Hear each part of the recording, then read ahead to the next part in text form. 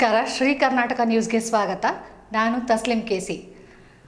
ವಿಶ್ವ ರಂಗಭೂಮಿ ದಿನಾಚರಣೆಯ ಪ್ರಯುಕ್ತ ಹಾವೇರಿ ನಗರದ ಗುದ್ಲೆಪ್ಪ ಹಳ್ಳಿಕೇರಿ ಕಾಲೇಜಿನ ಸಭಾಭವನದಲ್ಲಿ ಹಾವು ಬಂತು ಹಾವು ಹಾಸ್ಯ ಪ್ರಧಾನ ನಾಟಕ ಪ್ರದರ್ಶನ ಮಾಡಲಾಯಿತು. ಹಾಗೆಯೇ ಹಾವೇರಿ ಜಿಲ್ಲೆಯ ಹಿರಿಯ ಸಾಹಿತಿಗಳಾದ ಡಾಕ್ಟರ್ ಸತೀಶ್ ಕುಲಕರ್ಣಿ ಅವರ ಸಾರಥ್ಯದಲ್ಲಿ ಯುದ್ಧ ನಾಟಕ ಪ್ರದರ್ಶನ ಮಾಡಿ ಯುದ್ಧ ಬೇಡ, ಎಲ್ಲೆಡೆ ಶಾಂತಿ ನೆಲೆಸಲಿ ಎಂದು ಸಂದೇಶ ನೀಡಲಾಯಿತು.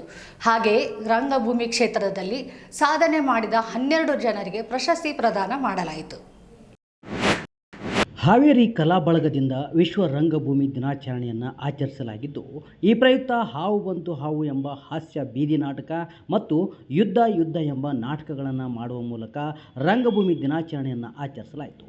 ಇದೇ ಸಂದರ್ಭದಲ್ಲಿ 6 ಜನ ಕಾಲೇಜು ವಿದ್ಯಾರ್ಥಿಗಳಿಗೆ ಮತ್ತು ರಂಗಭೂಮಿಯ 6 ಜನರಿಗೆ ಸೇರಿ ಒಟ್ಟು 12 ಜನರಿಗೆ ಪ್ರಶಸ್ತಿ ಪ್ರದಾನವನ್ನು ಕೂಡ ಮಾಡಿ ಗೌರವಿಸಲಾಗಿದ್ದು, ಇರಾನ್ ಇಸ್ರೇಲ್ ಯುದ್ಧ ಕುರಿತು ಯುದ್ಧ ಬೇಡ ಶಾಂತಿ ನೆಲೆಸಲಿ ಎಂಬ ಸಂದೇಶ ಕೋರುವಂತಹ ನಾಟಕವನ್ನು ಸತೀಶ್ ಕುಲಕರ್ಣಿಯವರ ಸಾರಥ್ಯದಲ್ಲಿ ಮಾಡಲಾಯಿತು.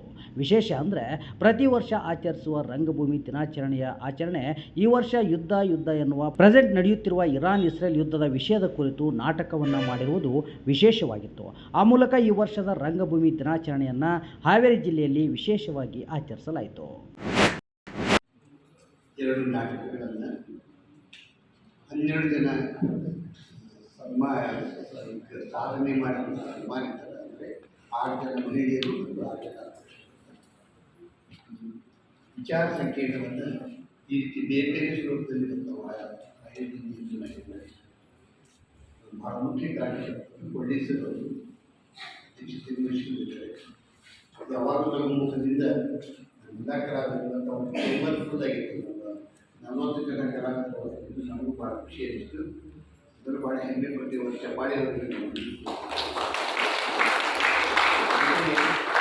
ಭಾಳ ಪ್ರಿಯ ಬಾಗಲಕೋಟೆ ಸರ್ ಮೌನವಾಗಿ ಅನೇಕ ಸೋಷಲ್ ಕೆಲಸಗಳನ್ನು ಅವರು ಉದ್ಘಾಟನೆ ಮಾಡಿ